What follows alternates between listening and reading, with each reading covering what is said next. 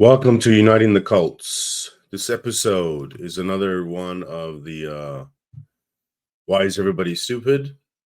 And today it's about the best counter to anything a Muslim claims about Islam.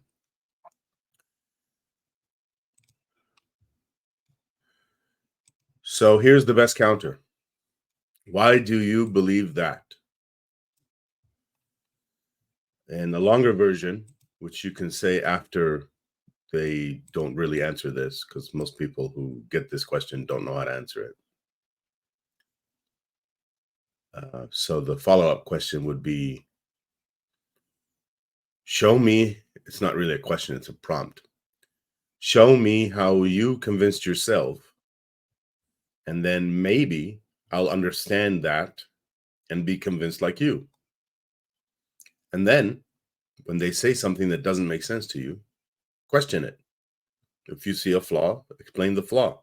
Keep going until they reject Islam or you revert back to Islam, or until they stop replying, or until they start trolling you, in which case I recommend anti-trolling. I'm not going to explain what that is right now.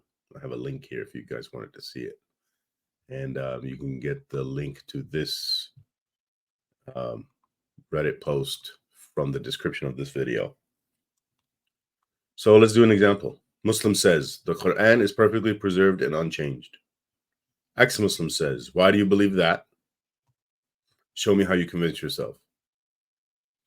Muslim says, it says so in the Quran.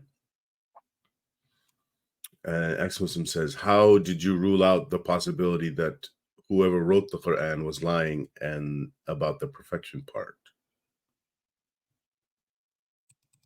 And to be clear, why did I ask this question? Well, it's one of the questions that comes up if somebody says something like this. It's like, how do you know the person's not lying? The Quran was written by a person or many people. And when they wrote it, they're claiming it came from God. How do you know they're not lying? In this case, it's kind of easy to come up with that kind of question. But in every case, there's something like that. And, when you're doing this kind of exercise, it works on anything. And it's not automatic that, it's going to go one way or the other. If Einstein said something like,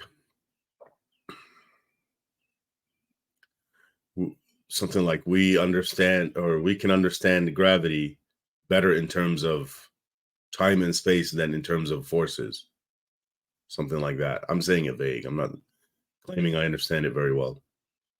And if somebody asked him, why do you believe that? What comes afterwards, it's not automatically that Einstein's going to be wrong, obviously. But the point of asking this question, why do you believe that, is that they didn't already explain. So, which isn't the case with Einstein. When Einstein presented his theory of relativity, he explained his whole theory in a document. You don't have to go to him and say, why do you believe this little part that you said in this document? Because he had already explained it. But when Muslims make all sorts of claims about Islam, and I'm saying in the general case here, not all the time, they're not explaining why they believe it. So just as an example, the broadest claim is Islam is true. Why do you believe Islam is true? They don't talk about that. What's interesting is everyone knows that the first reason that they had in their head about why Islam is true was, my parents told me. And then they move on later. They realize that is stupid as hell. So they move on to a new reason for why Islam is true. And they actually ignore that one initially. They forget about it.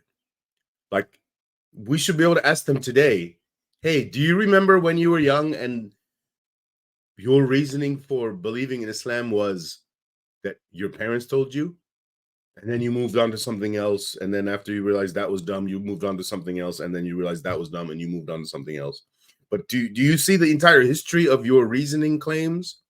It started with my parents told me. I mean, that should have been something for you to consider there, and at least to consider it now too. Like, why did you switch from my parents told me to that second reasoning you had? For a lot of people, it's something like, I don't know, what was mine? Let me see if I can remember mine. I remember at one time it was something like, we need Islam for morality, to raise kids. But while I was thinking that, I wasn't thinking of stuff like, nope, I didn't have someone smart next to me to criticize my claims, or actually I did, but he kind of didn't tell me. He should have told me. I saw it in his eyes. I think I understood it later. This person that I was talking to, who's an atheist, and I had said this thing, I'm gonna be getting married and have kids, teaching them Islam, and he could have said, why can't you just teach them morality that you already know? And if somebody did ask me that, I remember some of my thinking about it. It was something like, I didn't know that much about Islam, therefore I didn't know much about morality. And looking back at it today with what I know now, I was right. I was partially right. I didn't know that much about morality, not compared to what I know today. And yeah, it was at a level that it wasn't good for my kids, that level of morality that I had.